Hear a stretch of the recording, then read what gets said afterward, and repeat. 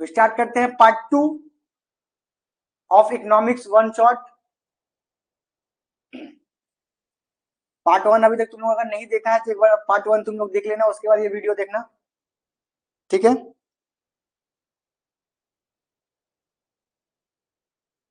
Part 1 में हम लोग क्या पढ़े, बेसिकली पार्ट 1 में था कि आजादी के पहले इंडिया में ब्रिटेन या ब्रिटिश गवर्नमेंट क्या रूल किया और उसमें क्या क्या दिक्कत था, क्या क्या उसमें समझ लो समस्याएं थे, वो सब चीज के बारे में हम लोग कंसर्न किए। अब जो इंडियन इकोनॉमी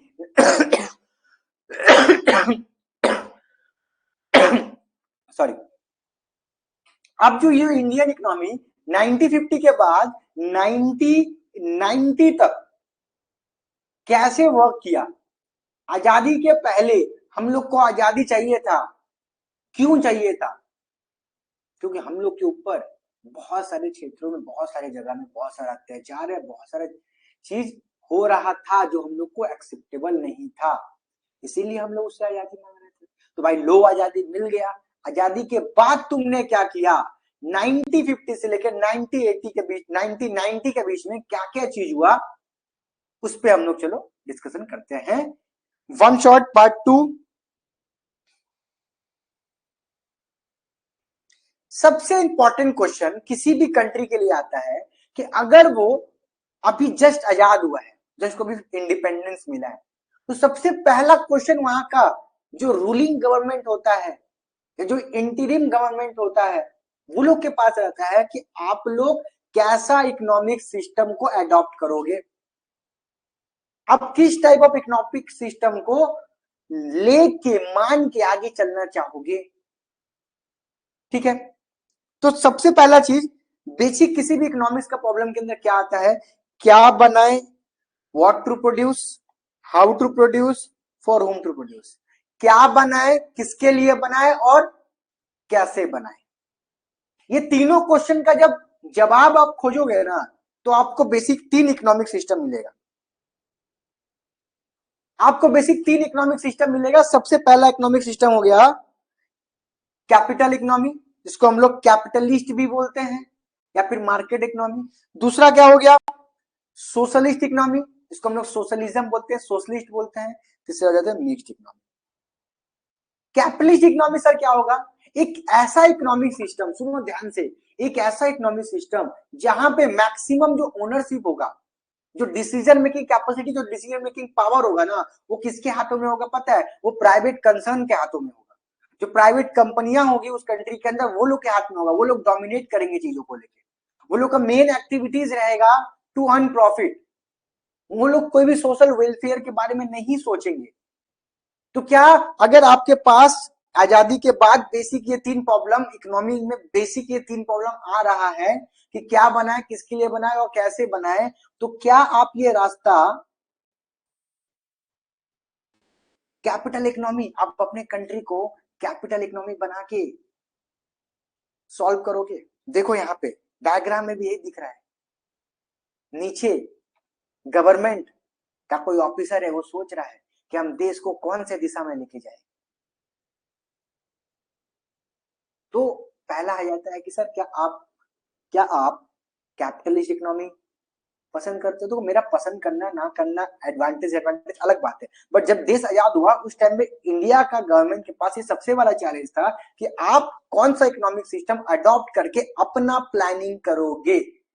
तो चलो पहला तो हो गया कैपिटलिस्ट इकोनॉमी। अब क्या इंडिया इसको एक्सेप्ट किया, क्या क्या, वो हम आगे डिस्कस करेंगे। दूसरा सोशलिस्ट इकोनॉमी। सोशलिस्ट इकोनॉमी का मतलब एक ऐसा इकोनॉमी, सुनो ध्यान से, सोशलिस्ट इकोनॉमी का मतलब एक ऐसा इकोनॉमी जिसके अंदर गवर्नमेंट का इंटरफेरेंस ज्यादा होगा। आप क्या बनाओगे, आप कितना बनाओगे, आप कितना बेचोगे, सब चीज ना गवर्नमेंट ही डिसाइड करेगा, आपके हाथ में कुछ नहीं। उसको बोलेंगे सोशलिस्ट इकोनॉमी। सर एग्जांपल थोड़ा मारिए ना।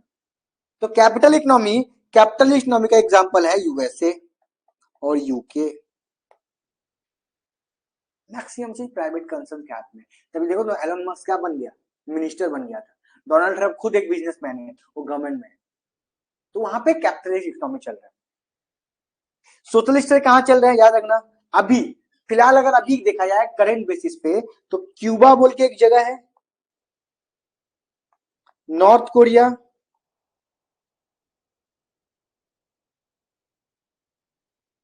ये सब जगह में चल रहा है। हम लोग का मन रहेगा सर चाइना का आप नाम नहीं दिए, नहीं, चाइना अभी ना मिक्स्ड इकोनॉमी में चल रहा है।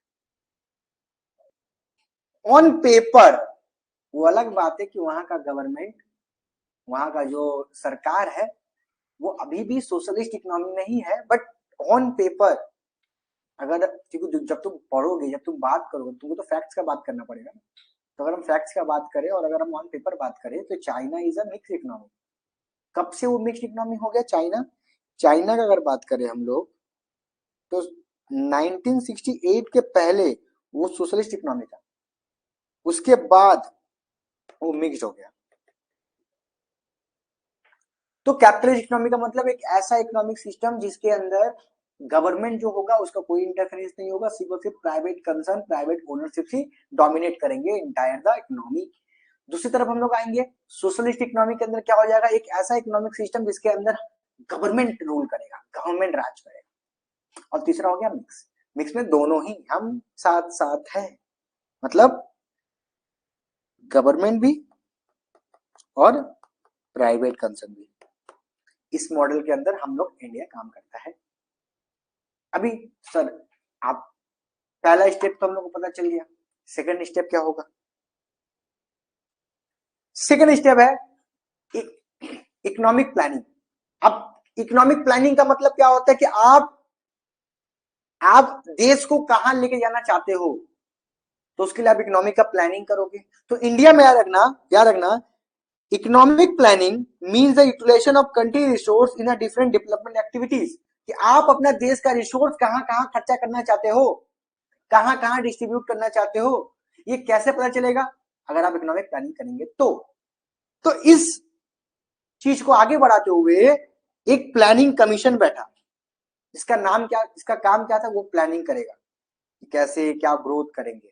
कब बैठा? फर्स्ट 1850 में।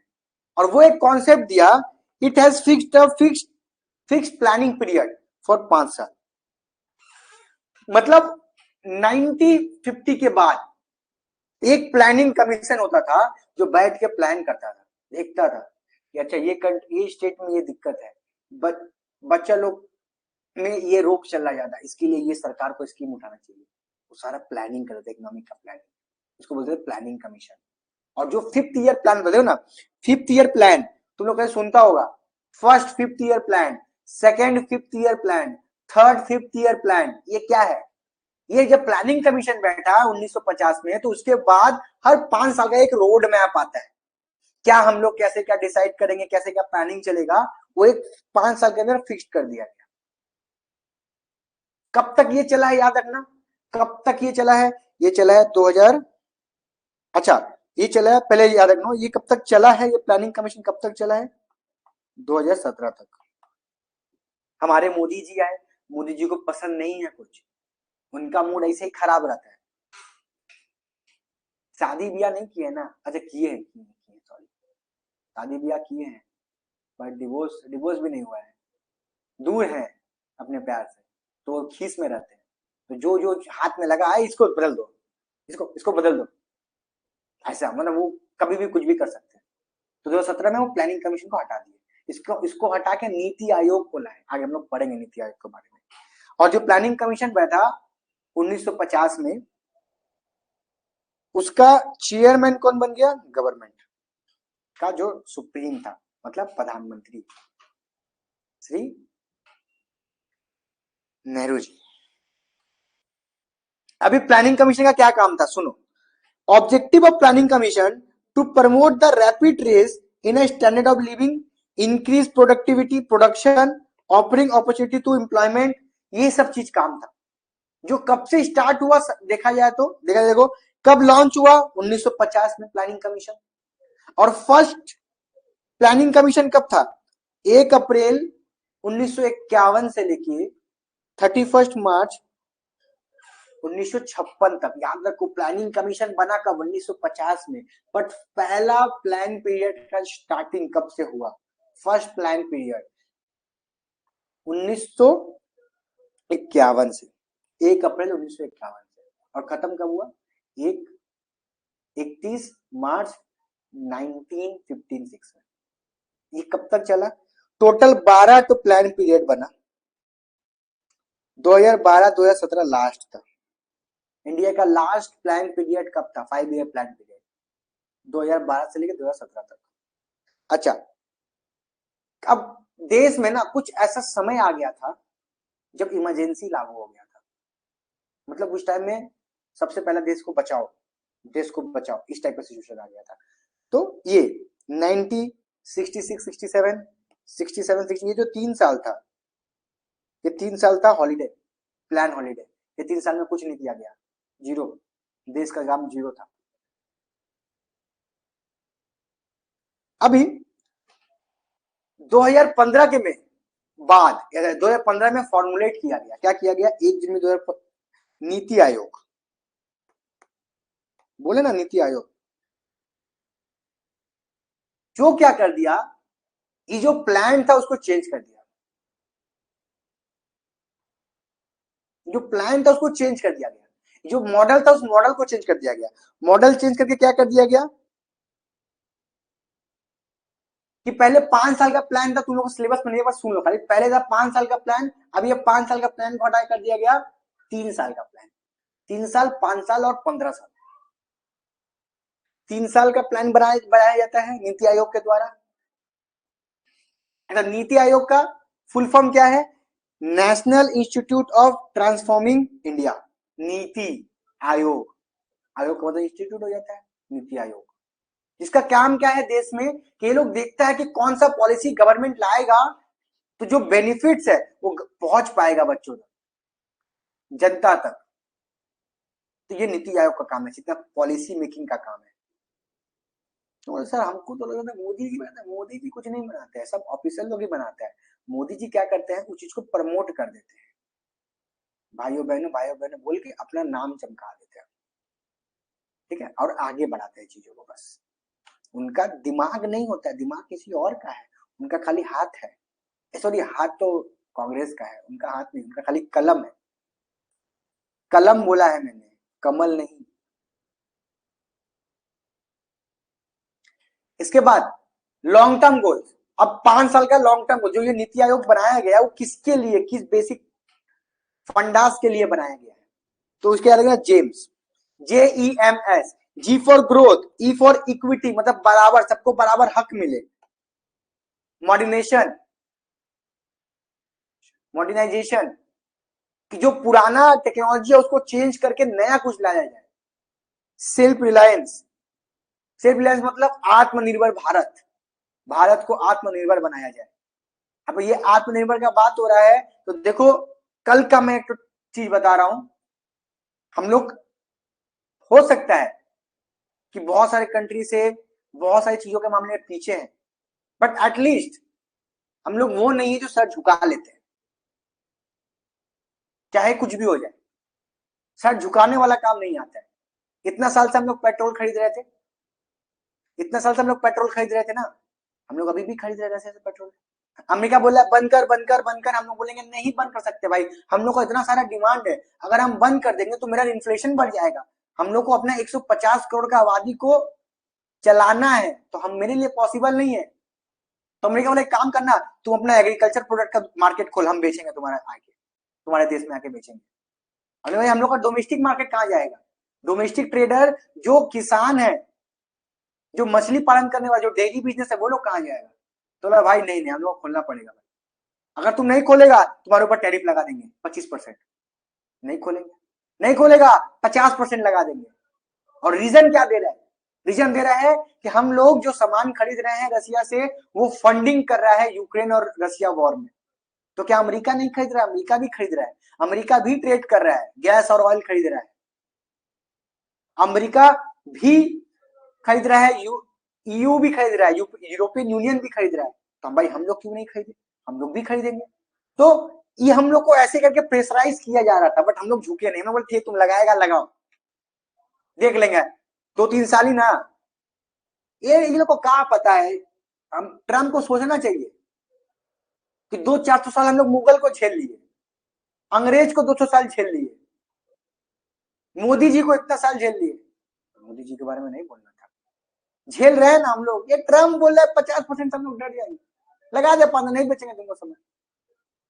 हम लोगों से आदत हो चुका है, अब चमड़ा मोटा हो गया, हाथी का चमड़ा हो गया। Indian economy is known as elephant, याद रखना, ये एक तो टॉपिक है, कभी पढ़ाएंगे, इंटरेस्टिंग चीज है कि इंडियन इकोनॉमी को हम लोग एलिफेंट बोलते हैं। क्यों? हम लोग चमड़ा मोटा हो गया भाई, इकोनॉमी सह के मार 50%।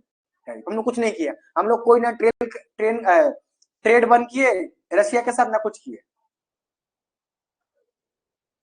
कुछ नहीं किया हम लोग, कुछ किया ही नहीं। तो क्या हो गया पता है? गुस्सा गया, बोला और बढ़ा देंगे, तुम जो करना है करो, मर चले जाएंगे।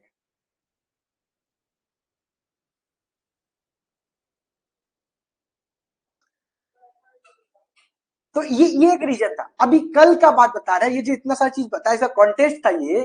कल यूरोपियन यूनियन, यूरोपियन यूनियन मतलब Germany, Italy, France, UK, Finland, ये इतना बड़ा बड़ा डेवलप कंट्री जाके अमेरिका का प्रेसिडेंट के सामने ऐसे बैठा है ना, तुम लोग देखोगे तो हंसोगे। ऐसे लग रहा है कि एक मालिक 4-5 अपने स्टाफ्स को बुला के बैठाया है, अपना चेयर में ट्रम्प बैठा हुआ है, बाकी लोग सब सामने बैठा हुआ है। ये इज्जत है वो लोग का। सोचो, झुक गया ना वो लोग, वो लोग जाकर वैसे बैठ गया कि हाँ हाँ हम बोलिए बोलिए ट्रम्प जी, बोलिए बोलिए, हाँ डैडी डैडी डैडी डैडी। हम लोग नहीं बोल सकते। क्यों नहीं बोल सकते? क्यों नहीं बोल सकते? क्योंकि लोग झेले हैं, इससे बड़ा बड़ा कांड झेले हैं। देखो क्या होता है आगे। बट एक चीज याद रखना, इंडिया चाइना इंडिया चाइना का रिलेशन अब धीरे धीरे इंप्रूव होगा। हम तुमको अभी बता दे रहे हैं, ये टॉपिक पढ़ाते पढ़ाते, इंडिया चाइना का जो रिलेशन है अपकमिंग 2 साल 3 साल में इंप्रूव होगा। और दूसरी तरफ अगर देखोगे, इंडिया और अमेरिका का रिलेशन वो खराब हो गया है।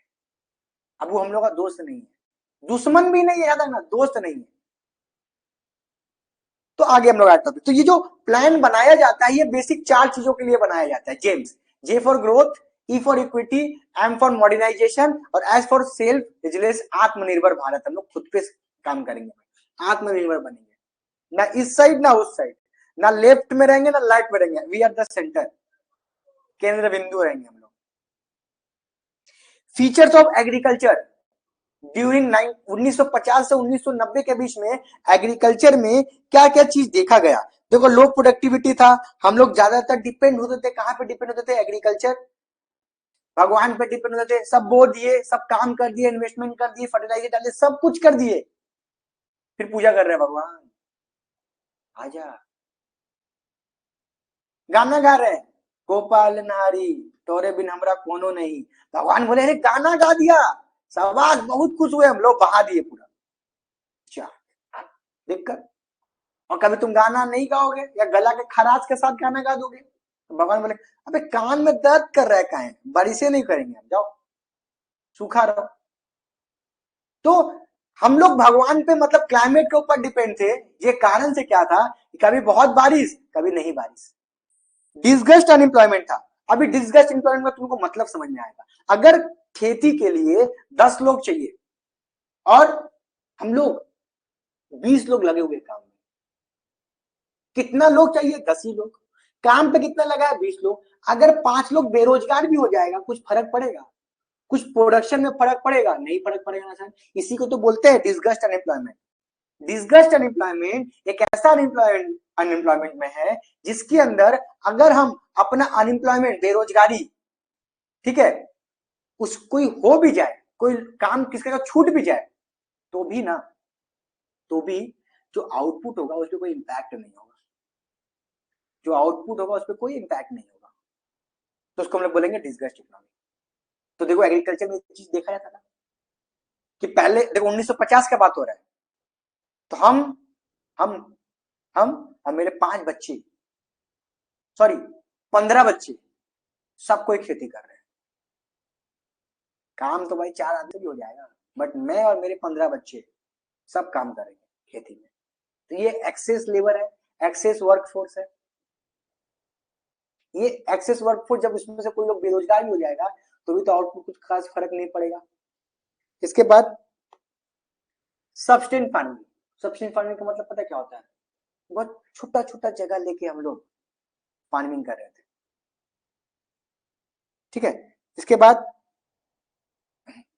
कन्फ्लिक्टिंग, लैंडलॉर्ड और टेनेंट में बहुत कन्फ्लिक्टिंग होता था। लैंडलॉर्ड और टेनेंट का मतलब जमीन आपका है, हम आपसे भाड़ा में लिए, हम खेती कर रहे हैं, आपको रेंट देंगे, हम खेती करेंगे आपको रेंट देंगे। क्या हो जाएगा ये? खेती कर रहे हैं हम आपको रेंट दे देंगे। वो दोनों के बीच में कॉन्फ्लिक्ट हो जाता था। तो ये सब रीजन था।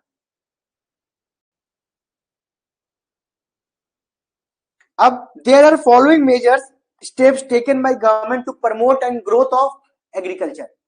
एग्रीकल्चर के ग्रोथ के लिए, उसको ठीक ठाक करने के लिए सरकार कुछ स्टेप्स उठाए, जिसको हम लोग बोलते हैं लैंड रिफॉर्म।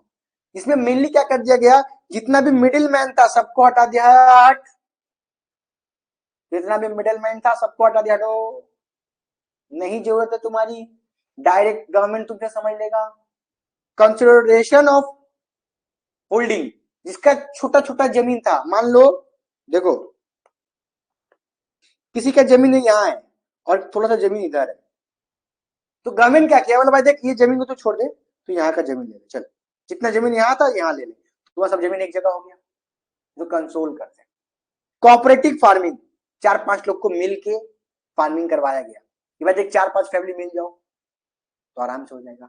लैंड सीलिंग, जो भी एग्जांपल लेके बताया, इस सबको छोटा करके, कंसोल करके कि भाई मेरा थोड़ा जमीन इधर है, थोड़ा जमीन कहीं और है, तो सबको एक जगह कर दिया जा रहा था, कहीं कहीं एक ही गांव में एक जगह जाएगा। रेगुलेशन ऑफ रेंट, रेंट से रिलेटेड रेगुलेशन ला दिया कि कितना रेंट लेना चाहिए नहीं लेना चाहिए। अब उसके अंदर से तुमसे क्वेश्चन नहीं पूछेगा, बस खाली क्या क्या स्टेप्स सरकार लिया, बस उस पर ध्यान दो। इसके बाद आया ग्रीन रेवोल्यूशन। सबसे पहले ग्रीन रेवोल्यूशन क्या है समझ लो। The new agriculture strategy are adopted by in India during a third plan period 1960s। Third plan period, ये बहुत इंपॉर्टेंट हो जाता है कि इंडिया अपने थर्ड प्लान पीरियड के अंदर एग्रीकल्चर में ग्रीन रेवोल्यूशन का प्लान को एक्सेप्ट किया। इसी को हम लोग बोलते हैं ग्रीन रेवोल्यूशन। एक्चुअली क्या था कि इंडिया के अंदर जो भी ट्रेडिशनल मेथड था ना, उसके जगह में modern facilities, modern agriculture practices को करवाया गया। मतलब जहां पे पहले लोग हाथ से जोतते थे, अब उसके बाद ट्रैक्टर चलने लगा। जो सीड्स का यूज किया गया था उसकी जगह में कुछ और किया गया। देखो यहाँ पे लिखा है क्या इम्पैक्ट था, कि HYB सीड्स का यूज होने लगा। देखो यहाँ पे फोटो में तुमको दिख रहा होगा, HYB सीड्स का यूज किया जा रहा है, फर्टिलाइजर का यूज किया जा रहा है, ट्रैक्टर का यूज किया जा रहा है। ये एग्रीकल्चर में था ग्रीन रेवोल्यूशन के बाद। तो पहला हो गया use of HYB seeds, HYB seeds का यूज। दूसरा क्या हो गया, use of chemical fertilisation, chemical fertiliser. तीसरा क्या हो जाएगा, यूज ऑफ पेस्टिसाइड्स, जो कीटनाशक होता है। देखो दो चीज है, एक होता है कीटनाशक, एक होता है फर्टिलाइजर। फर्टिलाइजर क्या होता है, जो मिट्टी में दिया जाता है, कीट में जो छिड़काव किया जाता है कीड़ा ना लगे। Scientific farm management practices, science, अब बाई केमिकल यूज हो रहा है तो उससे रिलेटेड होगा ना। और जो पहले का टेक्नोलॉजी चलते हुए आ रहा था उसको चेंज कर दिया गया।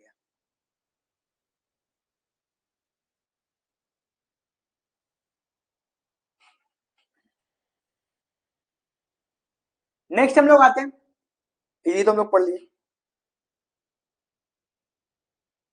फिर these are the following step taken by government to upgrade the technology. देखो ये चीज हम नोट दे देंगे, पढ़ लेना, इजी से इजी टॉपिक है कि हम लोग यूज ऑफ HYB सीड्स करने लगे, फर्टिलाइजर का यूज करने लगे हम लोग, ये सारा टॉपिक।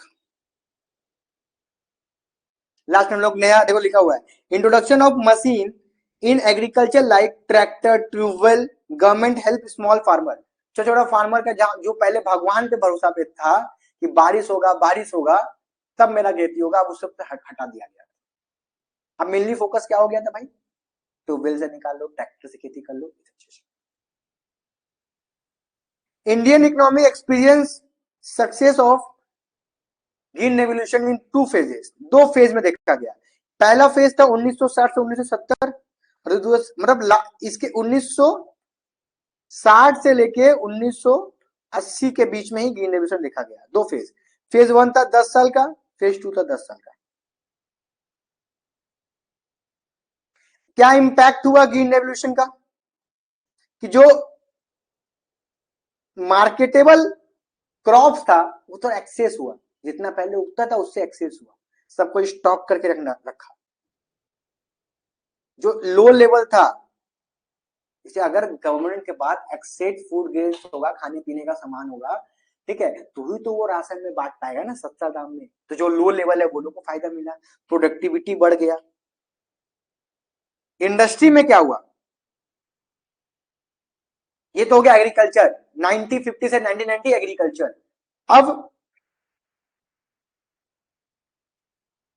अब नेक्स्ट टॉपिक क्या गया, इंडस्ट्री में क्या हो गया, इंडस्ट्री के अंदर क्या है, इंडस्ट्रियलाइजेशन में क्या हुआ, कि देखो लिखा है role of public sector in industrial development. Government का क्या रोल था, पब्लिक जो सेक्टर था उसका क्या रोल था। सबसे पहला, lack of capital in private sector, private sector में कुछ पैसा नहीं था भाई, सबको क्या किस पे डिपेंड था, पब्लिक सेक्टर पे डिपेंड था। एम्प्लॉयमेंट क्रिएशन, एम्प्लॉयमेंट क्रिएट करता था, एक स्ट्रॉन्ग इंफ्रास्ट्रक्चर बनाया जा रहा था। अच्छा, ये प्राइवेट पब्लिक सेक्टर का मतलब मोर और लेस तुम समझ लो गवर्नमेंट ही, मोर और लेस मैंने कहा है, ठीक है, एग्जैक्ट मीनिंग में नहीं जाते, हम लोग समझते हैं कि मेनली गवर्नमेंट का क्या रोल था। तो भाई प्राइवेट में कैपिटल कम था, तो मेनली सबको डिपेंड किस पे होता था, पब्लिक कंपनी पे होता था, पब्लिक सेक्टर पे होता था, गवर्नमेंट के ऊपर। इसका मेन मोटिव होता था सर्विस मोटिव। एम्प्लॉयमेंट क्रिएशन, रोजगार देते थे। इंफ्रास्ट्रक्चर क्रिएट करना, ब्रिज बनाना, रोड बनाना, कोई ना कोई तो कंपनी बना रहा होगा कि ऑटोमेटिक बनेगा। Generation of income and objective of social welfare, ये सारा वो रोल्स था पब्लिक सेक्टर का। अभी इंडस्ट्रियल पॉलिसी रेजोल्यूशन 1956 आईपीआर, ये 3 फेज में आया, शेड्यूल 1, शेड्यूल 2, शेड्यूल 3। ये क्या था, ये पॉलिसीज था, जैसे हम लोग एग्रीकल्चर को डेवलप करने के लिए ग्रीन रेवोल्यूशन का हेल्प लिए, वैसे ही सेम चीज ही इंडस्ट्री को डेवलप करने के लिए हम लोग इंडस्ट्रियल पॉलिसी लेके आए। कब लेके आए, 1856 में, ठीक है। अब कब हुआ देखो, पहला में क्या हुआ, पहला शेड्यूल में क्या हुआ, मतलब सबसे पहला फेज, पहला शेड्यूल में क्या हुआ, under this schedule there are 70 industry which are exclusively own by state. पहला में 17 कंपनी को जनरेट किया गया, अपने अंदर लिया गया, पब्लिक सेक्टर को लिया गया, जो किससे रिलेटेड था, atomic energy, aluminium, arms, iron, steel, ये सब चीज को। सेकंड में किसको ले लिया गया, 12 और,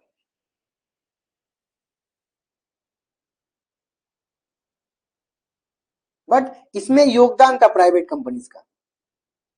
और थर्ड में क्या हो गया, और under this schedule the remain industry are develop by private sectors. तो पहला शेड्यूल में क्या कर दिया गया कि 17 ऐसा ऐसा जगह था, ऐसा ऐसा सेक्टर्स था जो गवर्नमेंट अपने प्राइवेटाइजेशन का है, पब्लिक कर दिया, मतलब अपने अंडर में ले लिया।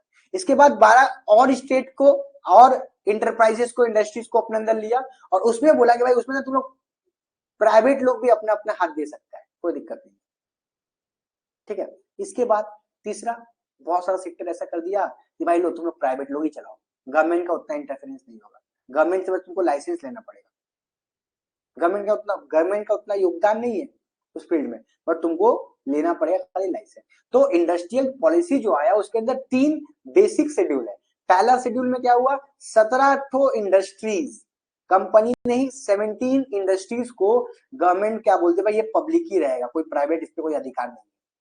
इसके बाद 12 ठो और लेके आया सेकंड शेड्यूल में, इसमें पब्लिक का रहेगा, प्राइवेट का भी रहेगा, दोनों का अपना योगदान रहेगा, दोनों ही कर सकता है। तीसरा शेड्यूल पूरा प्राइवेट के हाथ में कुछ इंडस्ट्रीज दे दिया गया। देखो एग्जांपल क्या है, देखो एग्जाम्पल दिया नहीं है, जैसे कैंटीन खाना पीने का गवर्नमेंट करेगा, हर जगह होटल खोलेगा नहीं, कोई भी खोल सकता है, बट तुमको लाइसेंस लेना पड़ेगा, ये चीज। स्मॉल स्केल इंडस्ट्रीज, एक कमिटी बैठा, कार्वे कमिटी, जिन्होंने 1955 में जो छोटा छोटा इंडस्ट्री था, छोटा छोटा जो गांव था ना, वहां पे छोटा इंडस्ट्री को प्रमोट किया। बोला भाई अगर तुम 10 करोड़ तक इन्वेस्टमेंट चाहिए ना, उससे नहीं 10 करोड़ तक, तो सरकार तुमको उसमें हेल्प कर सकता है, तुमको कुछ इंसेंटिव दे सकता है, 10 करोड़ तक का, उससे ज्यादा नहीं, बस 10 करोड़ तक का। अब 10 करोड़ पूरा पैसा नहीं देगा, उसमें कुछ वो लोग इंसेंटिव दे देगा, कुछ प्राइस दे देगा, कुछ। Role of small scale industry in Indian economy, India के अंदर जो छोटा छोटा बिजनेसेस है उसका क्या योगदान है? सबसे पहला और मोस्ट इंपॉर्टेंट योगदान इंडस्ट्री का होता है, स्मॉल स्केल इंडस्ट्री का होता है एम्प्लॉयमेंट देना। दूसरा जो हम लोग एक्सपोर्ट कर रहे हैं उसमें कंट्रीब्यूट करना, और तीसरा होता है वेलफेयर। वेलफेयर का मतलब जो सामाजिक कल्याण से रिलेटेड छोटे छोटे जो बिजनेस लोग करते हैं। अब आते हैं पीसी महालनोबिस, ये इसको इनको सॉरी इनको आर्किटेक्चर ऑफ इंडियन प्लानिंग बोल सकते हैं। आर्किटेक्चर ऑफ इंडियन प्लानिंग क्यों? जो सेकंड प्लान था ना, वो इनके द्वारा ही बनाया गया था, फर्स्ट के बाद सेकंड। फर्स्ट तो कोई भी फर्स्ट टाइम क्या था, तुम्हारे पास एक तो ये था कि हाँ ये चीज गलती है, इसको ठीक करना है, बट जो ग्रोथ है, जो ग्रोथ करना है, वो तो कुछ समय बाद ही ना आपको रियलाइज होगा।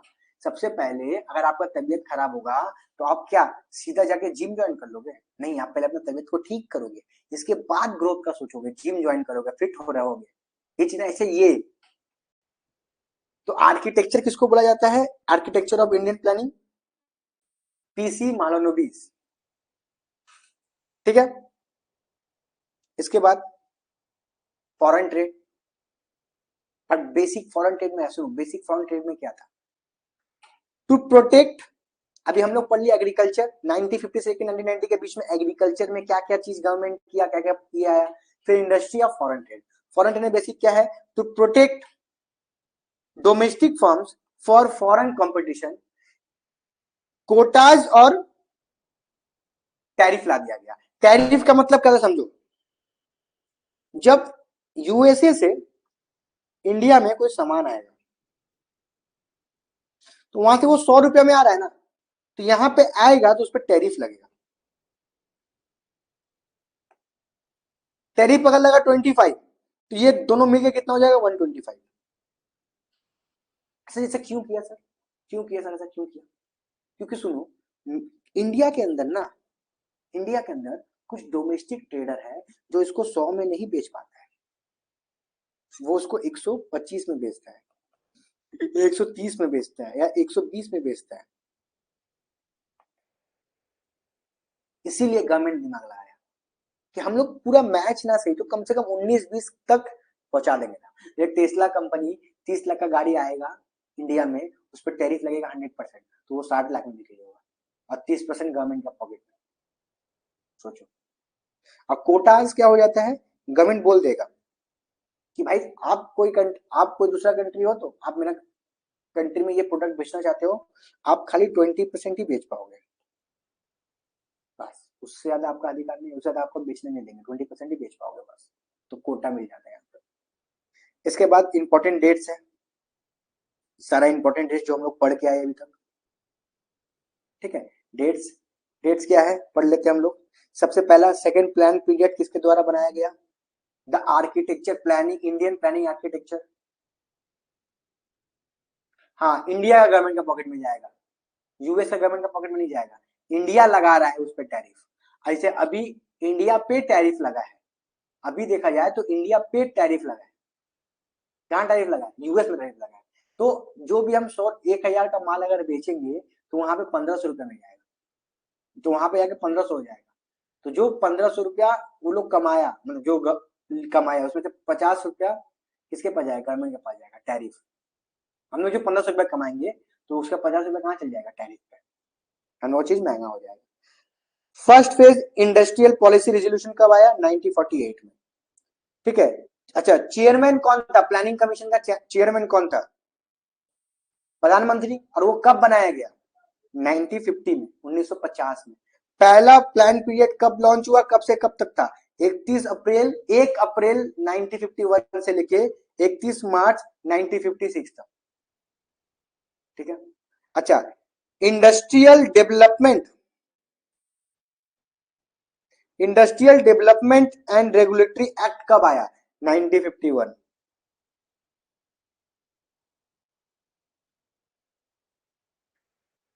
कार्य कमेटी कब बना? 1955। ग्रीन रेवोल्यूशन, अच्छा, before green revolution India depend, जहां तक किस पे डिपेंड था? यूएसए पे डिपेंड था।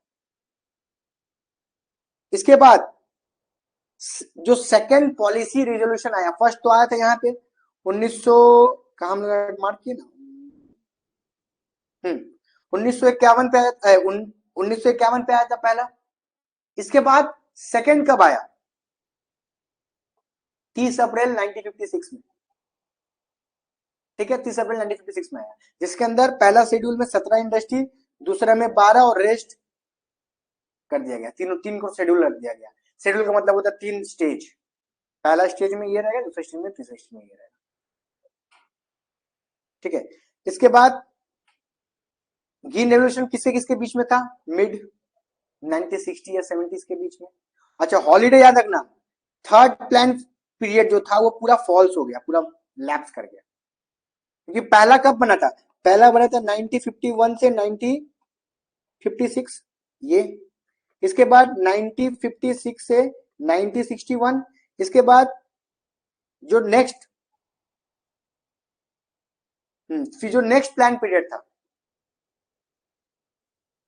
1961 से 1966, वो भी ठीक चला। इसके बाद क्या हुआ? फॉल्स हो गया 3 साल। तीसरा प्लान पीरियड के बाद 3 साल कोई प्लानिंग कमीशन कुछ नहीं हुआ। लास्ट प्लान पीरियड कब था? 2012-2017। ठीक है। कितना नंबर वाला प्लान था? 12वां नंबर वाला प्लान था। उसके बाद उसके जगह में कौन ले लिया? नीति आयोग।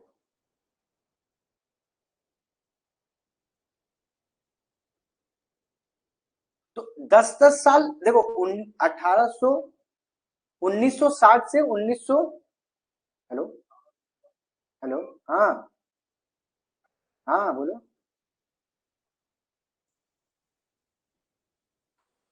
1960 से 1970 एक, और 1970 से 1990, 1970 से 1980 एक। तो 1970-80 में समझ, ये 2 फेज था। हेलो, हाँ, हम्म, कौन बोलो भैया? नहीं नहीं, मेरे पास नहीं है। नहीं नहीं, सकल भैया के पास होगा। हम्म। तो अभी देखो, जो रेगुलेशन लाया गया रेंट के ऊपर, उसमें ये बोल दिया गया कि आपका जितना भी फसल है ना, उस फसल का 1/3 से ज्यादा कभी आपका रेंट नहीं हो पाएगा। सिंपल सा बात है कि अगर मान लो आपका 1 लाख रुपया, अगर आप 1 लाख रुपए का खेती किए हो, तो आपको अगर उस जमीन का लैंड मतलब रेंट देना है, तो वो 1/3 से ज्यादा कभी नहीं हो पाएगा, मिनिमम मतलब मैक्सिमम 1/3। इसके बाद, who is the father of green revolution in India? बहुत इंपॉर्टेंट चीज। तो MS स्वामीनाथन। HYB सीड सबसे पहले कहां पे, कौन सा सीजन में? खरीफ फसल में 1966 में इंट्रोड्यूस किया गया।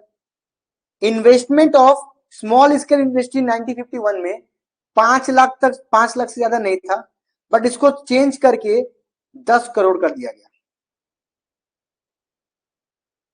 ठीक है। इसके बाद India attain sufficient food grain production 1970 में। 1970 में इंडिया के पास एक ऐसा सिचुएशन आ गया जहां पे जितना भी लोग खाना खा रहा था, मतलब खाना वाना जो कंजप्शन था, उसके बाद भी जो फसल था वो बचता था, अभी भी है, बचता है। और ये सारा जो प्रिंसिपल्स है वो कब बना? 1950 में। तो ये हो गया मेरा चैप्टर नंबर 2। अभी और 2 टॉपिक में हम लोग को बचा हुआ है, एक इंडिया वर्सेस चाइना, और एक एग्रीकल्चर। एक दिन और कल ही हो सकता है ये 10 बजे से ही हो, तो कल के दिन में अगर हम लोग कर लेंगे 2 दिन में पूरा हम लोग का इंडियन इकोनॉमी खत्म। ठीक है, इसके बाद जो सरप्राइज आने वाला है वो सरप्राइज देख लोगे तो मेरे हिसाब से तुम लोग बाकी लोग से बहुत आगे निकल आए ऐसा। ठीक है, तो किसी को कोई डाउट है तो पूछो, वरना कंप्लीट करते हैं आज का सेशन।